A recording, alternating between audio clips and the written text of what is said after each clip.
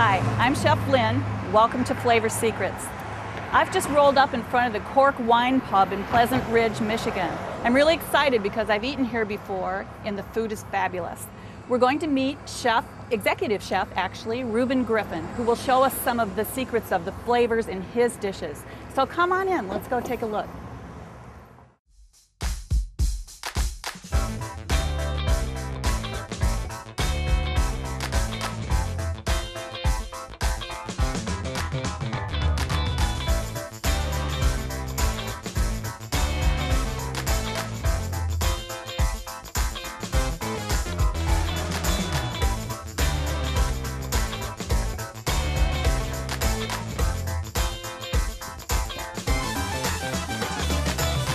Hi, I'm Chef Lynn, and today I'm in Pleasant Ridge, Michigan at the Cork Wine Pub.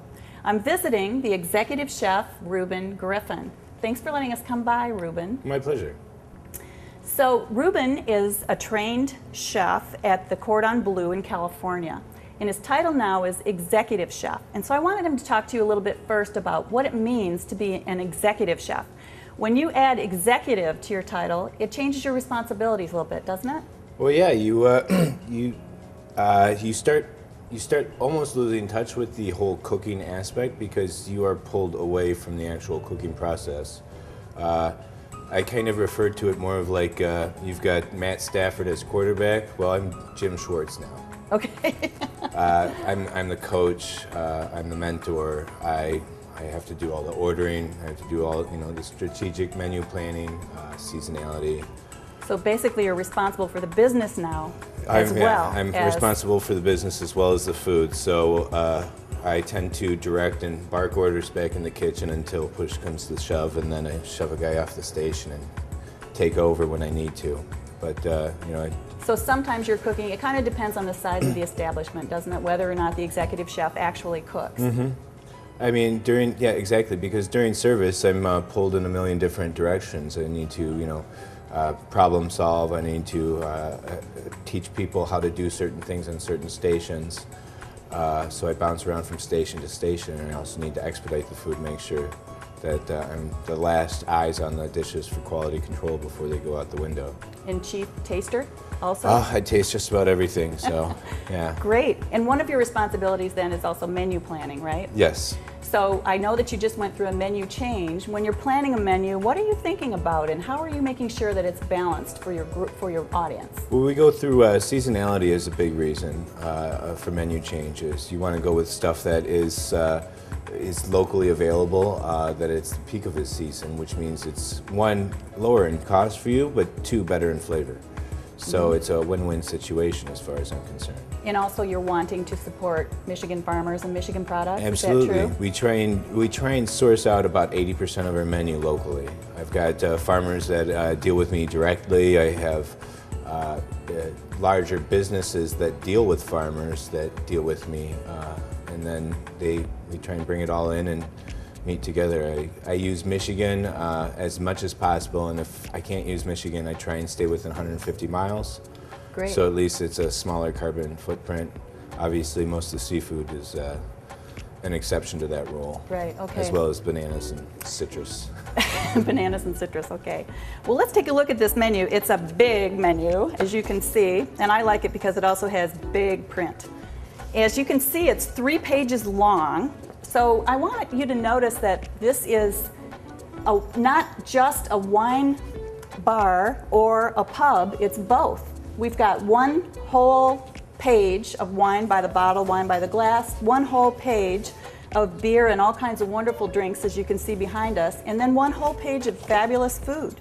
And the food is not just pub food. If you want pub food, you can certainly come here and, as I see, get sliders, cheese plate, etc., etc.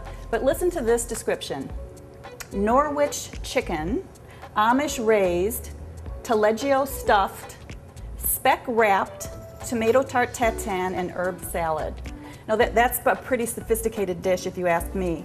But there are a couple things in here that I think people probably don't know what they are, like taleggio and speck, and maybe a little bit about what's a tatin. Okay, so that's kind of a play on a chicken the cordon bleu, Italian style. So taleggio is a nice creamy very flavorful cheese. It's an Italian cheese. So we make a little pocket in the chicken and stuff it with the cheese. Speck is prosciutto, but it's smoked. So you're going to have a deeper flavor to it. So we wrap it in there, one, to keep the cheese in, but two, to season the chicken. So we don't add any salt or additional pepper to the chicken when we create the dish. Between the cheese and the speck itself, it's completely seasoned. Okay. And then tarte tatin. Tarte tatin is a classic French pastry, and it's normally done with apples or pears. So since we're doing an Italian dish, what's more Italian than tomatoes? Right. So we figured we'd do it with tomatoes and create a little more savory at the same time. So it's a little tart, and Yep. what you see on the top is totally covered with tomatoes, right? Yep. I've had this dish, and it's mouth-wateringly delicious. It's really, really, really good. Okay, so what's your favorite dish on this menu? My favorite dish is the Ridge Road Rabbit. Ridge Road Rabbit. Yeah, That sounds so we delicious. try and name all of our entrees after a street in Pleasant Ridge. Oh, So okay. we cycle them through there. We are a neighborhood restaurant. We like to feel ourselves, and we are very tied into the neighborhood. And So lunch and dinner, or just dinner only. Dinner only. Tuesday through Saturday night, starting at 4 o'clock, and then open till 10 o'clock weekdays and 12 o'clock midnight for the kitchen. Okay, well, I'd like to see how you make that Ridge Road Rabbit. Let's head back to the kitchen, and we'll meet you there.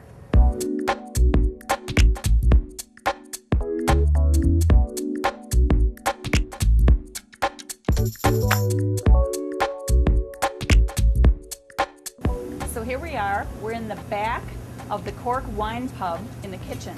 And I'm with, again, Ruben Griffin, the executive chef, and behind me working is Brandon Czar, who's still a student at Schoolcraft College. Ruben is going to show us how he makes his favorite dish, the Ridge Road Rabbit. All right, so this is a braised rabbit dish. So majority of the process has been done ahead of time. Braising processes take 2 to 3 hours, very minimum. So what we do is we're going to start with a little bit of butter in the pan, just to kind of sweat our vegetables a little bit. We do a little bit of garlic and shallot in there. And this pan is already rip-roaring hot. It's been sitting on a very hot flame for several minutes. So once we get that garlic and shallot sweated for a couple of minutes, well, not even a couple of minutes, for about 90 seconds actually, we're going to add in the rest of our mise en place, which is fresh corn from Michigan, fresh chanterelles, and our house cured pancetta. So Ruben, explain what mise en place means. Mise en place, it's French for everything in its place. What that is, that's your entire prep area. That's all your prep work that you do ahead of time. If anybody's ever tried to cook at home and they haven't had their mise en place done properly and they notice that they suddenly burn things all the time and have to throw stuff away, it's because you're improperly prepared. Right. And in a professional kitchen, you cannot be improperly prepared. Right. I think So- it's interesting for people to see how a professional kitchen is set up, because this is very typical for a commercial kitchen. Everything is here in little, what do you call these things? I 9 forget. pans, 6 Yeah. pans, third pans, half pans. So everything's ready to grab. Absolutely, and it's in the same spot every time, so that way I can reach and I don't need to look. I should know what I'm grabbing every time I'm grabbing it. So I added the rabbit in. The rabbit is already cooked, it's pulled. We've got about 2.5 ounces of the pulled rabbit. The rabbit is actually from Searoy Farms up in Yale, Michigan, so it's a locally raised rabbit. And the nice thing about rabbit, it's a fabulous alternative to chicken. I know people go with chicken because it's healthy, they believe, and it's a healthy alternative. It's the white meat. Well, rabbit is a healthier version than chicken. It's leaner, it's cleaner, it's got a more delicate flavor to it, and it's very sustainably grown. Great. The stuff that we get. So what do you say to people who just can't get past the fact that it's a bunny rabbit? The fact that it's rabbit, close your eyes and taste it, and it might change your mind. I would absolutely agree with that. I've eaten this dish here, and it's fabulous. So we've got our corn cream rabbit demi in the pan. So this is the braising liquid that we take from the rabbit, and it's a brandied braising liquid. We reduce that by 50%, and at the same time we have corn cobs in a pot with heavy whipping cream from Guernsey Farms, reducing in a pot. by 50%. Then we add them both together and reduce them by 50% again. So Whoa. sauce reduction and sauce development is very important and key in this kitchen. What a concentration of flavor. Absolutely. So now that we've got that nice and bubbling and hot, we're going to add in our house-made pappardelle. Pappardelle is a very wide noodle. It's we pretty much just roll out a sheet of pasta that we make in-house with herbs from our garden, a little bit of oregano and thyme, and then we cut it by hand in nice long strips like that, about the length of a knife. Your garden's So- right here at the restaurant? Approximately like that. Okay. Yeah, the garden's right along the side of the building. We'll be utilizing it for a little bit longer. And next year we have talks of putting a working garden on the kitchen, on top of the roof. Oh, awesome. So we can have a little bit of stuff growing up there as well. We don't have to worry about the neighborhood pillaging it a little bit. Right. Oh, does that happen? Okay. We tell them if Aw. they need some herbs, come on and help themselves. So, Okay. so we've now got it reduced down. Add a little bit of salt and pepper. How long has this been a restaurant? We opened last November, right before Thanksgiving. A little Before bit- that, was it an office building? It was or- a architectural firm. Okay. It's a little bit hard to find, just south of 696 on Woodward Avenue. So You have to really look hard for the sign, and then just sort of pull over in front, and you're there. with everything, we're going to Parking go in with the back, too, though, right? parking on the side in the back, and then on the weekends we have Friday and Saturday night we do have valet. Okay. I love So- it that you tasted your dish. To me, it's the cardinal rule of cooking. You have to know what you're putting in front of your guests, and if you haven't tasted it, you don't know. Absolutely, my chefs have to taste everything. So Now, when what I are you say putting it- on there? a little more Parmesan cheese. Okay. It really binds that sauce, and what I'm looking for when I stir it up, I'm looking for, it almost looks like hair, because the cheese is melted and going nice and gooey between the noodles. So don't be confused. It's not hair in your dish. It's Now, the Parmesan. it looks like hair back here. Is by the time it gets out to you, it'll kind of clump up and cover the dish completely. Okay, now how will you plate that? Well, what we do, it's really Plates, of actually course, quite are simple. handy. Chef, can I have a salad plate? Thank you. So quite simply, thank you.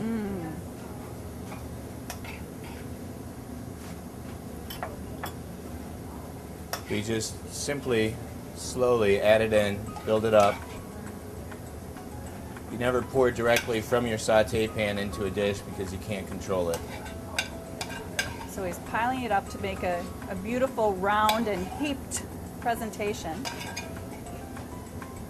Wow, I wasn't sure you could fit that whole portion into that bowl. It's more than it looks like. And then we finish it off with a little micro cilantro. Micro cilantro, gorgeous. Yeah, the cilantro really cuts through the coolness of the cilantro really cuts through the richness of the sauce. So it balances it out and makes it seem less heavy. Gorgeous, and obviously you're adding the cilantro at the top for color. Yep, for color, for flavor, and that's it. There we are. I've known Ruben for quite a while, and to me, one of his utter specialties is plating. He can take something that looks very normal and make it into an absolutely beautiful dish. So can you show me a little bit more about plating? Sure, we can show you a little bit about plating. So I've got a little bit of chicken breast that's been grilled off there, a little pre-seared and sautéed and browned fingerling potatoes. So we'll do a nice little slice on the chicken breasts. So you're cutting that at an angle. A little just bit of a so bias. it looks better. It makes it look longer, makes it look bigger, gives more of a perception of value. Plus it's prettier. It is a lot prettier. You actually get to see the work that the cooks do. That's a good reason for doing something like that.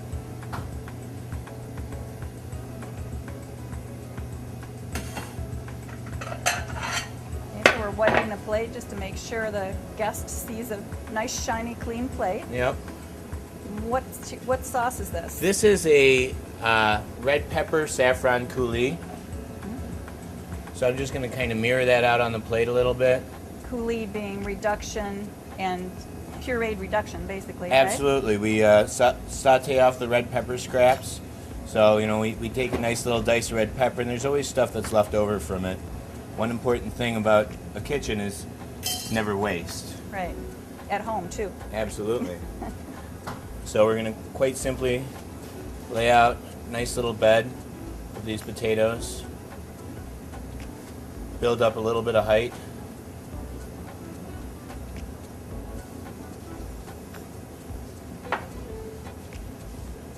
Fan out the chicken.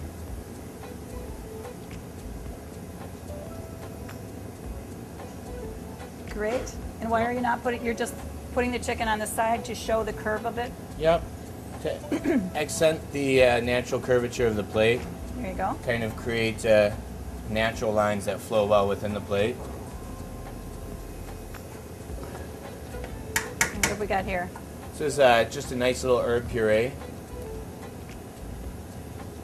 So this A little is bit of oil in it? Yep, a little bit of oil in it. So we've got basil from the garden and parsley from the garden that we blanch off, shock, wring out from the water, and then puree it up with a little bit of oil just so it has. You can do this at some home in your food substance. processor with the knife blade. Just remember to be very, very careful about how much oil you put in it because it doesn't need very much to get to this consistency. You don't want to put too much. Okay, so now you took your spoon and Dragged it through there, Dragged it just through. to kind of create another little line in the plate. I've got right here, which is a Japanese mandolin. Very, very dangerous tool, but a very Yes. important one. It even says on the side of it, watch your fingers, in American and in Japanese. in American and Japanese, right? I have one of these at home too, and I love it because it's plastic and it can go directly into the dishwasher. So now you've got some very thin apple slices, and you're making Yep. a little julienne Little julienne of that. with your French knife. Absolutely. And this is going to have to be done at the last minute so the apple doesn't brown, right? Yep. Now we're making a little more height. Adding some of the cilantro microgreens. Just as I'm plating, I'm Love looking that. for a little bit of color, you know, to add color, add body, add substance to it, And nutrition as well. and nutrition as well. So, Love it. That's gorgeous. Great just a job. nice simple plate with red pepper coulis, roasted fingerling potatoes, grilled chicken breasts, little herb puree for a little brightness, and then a crisp apple salad on top. Very simple ingredients, but a very sophisticated plate when you're finished. All right, well, Brandon is preparing behind us some more of the dishes from the Cork Wine Pub, and we're going to head back out to the bar and take a look at those.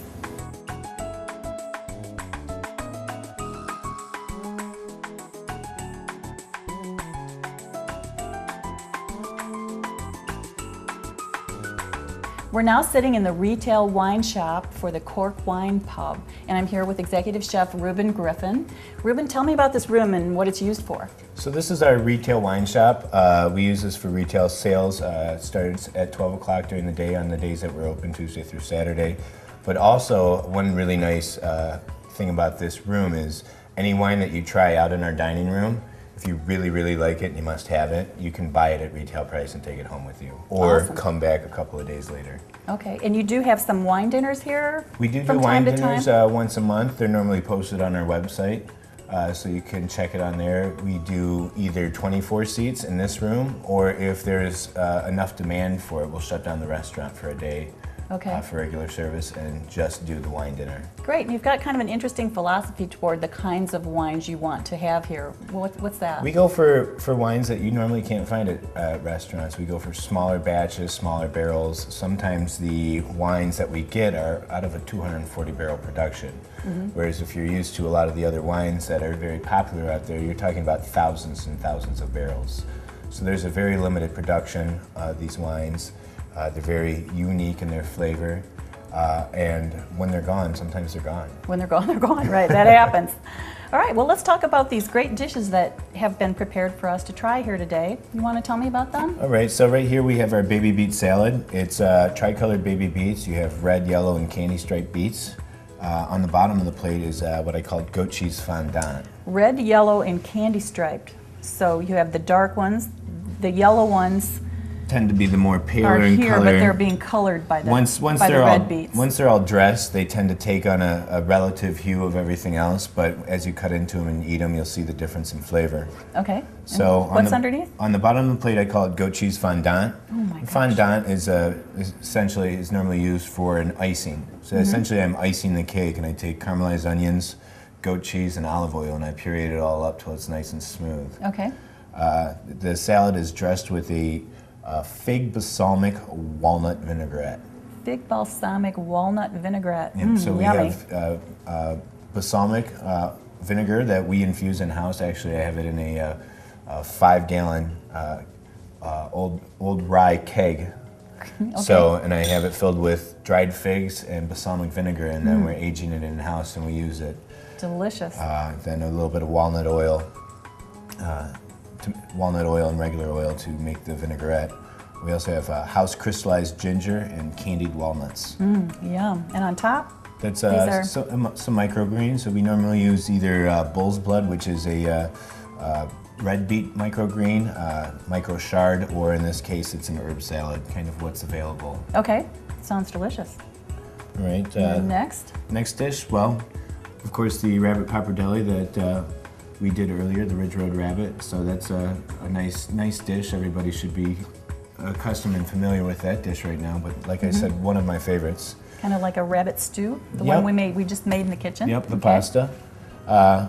Right here we have our lamb dish. So it's lamb porterhouse. So it's a cut of lamb that everybody normally uses. Normally you see the lamb chops with the long rib. I like the porterhouse because you get the loin and the tenderloin on it at the same time, plus the bone in the middle, which adds a lot of flavor. Just like with a beef porterhouse, same idea. Exactly. It's sauced with a fig guajillo sauce. So it's another 3-hour sauce preparation with figs, port wine, red wine vinegar, sugar, Yum. orange juice. Guajillo is Guajillo is a dried chili pepper. So it has a mild pepper flavor to it, but it has a very plummy, almost dried fruit flavor to it. So it really plays well with the sauce. I can't wait to try that. Underneath that is a quinoa salad. This quinoa is a South American grain. This entire dish is very South American in itself for inspiration and for flavor. So that's dressed with a mint vinaigrette. And the great thing about quinoa is it's a complete protein, It right? is. This is actually a very, very healthy dish. So it is a complete protein. You're getting plenty of protein. You're getting plenty of minerals and vitamins. You have jicama in there. You have golden raisins that are bloomed in white wine and mint. And there's also house pickled chili peppers. And the peppers are actually grown in our garden here and my garden at home normally. Great. Now you know why when I get in a cooking rut, I go look at menus. It gives you great ideas. But what if someone wanted to order this dish because they really wanted to have the quinoa, but they were vegetarian? Well, we will just increase the portion, and it's actually not even just vegetarian, it's vegan at that moment. It's even vegan. Okay, Yeah. great. All right. Right here we have our escolar. So escolar, oftentimes if you go to sushi restaurants, they'll call it white tuna. Okay. So it's a very nice, rich, fatty fish. Comes from? It comes from the Caribbean. And so with our street names, this is the Bermuda escolar. Because Okay. there's a street in Pleasant Ridge called Bermuda. So Bermuda, okay. I figured it Now, I fit would the have thought best. that was some kind of fish that I didn't know anything about. You would trick me there. So it's, like I said, normally called white tuna. Underneath it is a succotash, and the succotash is all local veg. The corn is from Olnick Farms. Succotash being always corn. Corn, normally beans and peppers. This is normally lima or fava beans. This time I did green beans. Okay. Just because it makes it a little more friendly, and some people are scared of those things. So, Scared of fava beans? fava beans, they just have a negative preconception of them from their childhood when their parents used to force them to eat it. So Really? So you don't want to? You definitely don't want to pair that with a rabbit. sometimes, oh yeah, that can make it scary. So underneath that we have the succotash. But one nice thing about the succotash, what binds it together is I make a corn butter. So I puree up corn in our Vita Prep, which is a high-speed industrial blender. And then I add just a touch of red wine vinegar to it to brighten it up, and then I chip in whole butter to emulsify it. Great. And then that's sauced with the red pepper saffron coulis and our herb puree. Which we talked about in the kitchen, both Absolutely. of those. Okay, great. So you're about to make another menu change though, right? Yep, I'm going for another menu change in a couple of weeks. We do a menu change approximately every 3 months. 3 months. Yep, so every time you quarterly. come, you can get a new shot of excitement about different kinds of food. There'll be dishes that stay on the menu because they're die-hard dishes that kind of almost are signature dishes now. There will always be a steak, always be steak and chicken somehow. The brick roll will never leave, which is a signature dish. It's a variety of mushrooms that are ground up, and then they're mixed, sauteed and ground. Then they're mixed up with caramelized onions and goat cheese and wrapped in a pastry called brick dough, which is a French pastry very similar to a crepe. Awesome. So you can see that this is not exactly your standard pub food. It's really very sophisticated fare. You can come here and get snacks and wine or snacks and beer, or you can have a beautifully presented meal. So thanks a lot for having us today, Ruben. It's been a great experience. I've got lots of new cooking ideas, and I think you'll see me a little more often in the restaurant now that I know a lot more about the dishes. Wonderful. We look forward to it. Great. All right. I'm Chef Lynn. Thanks for coming. See you next time. Enjoy.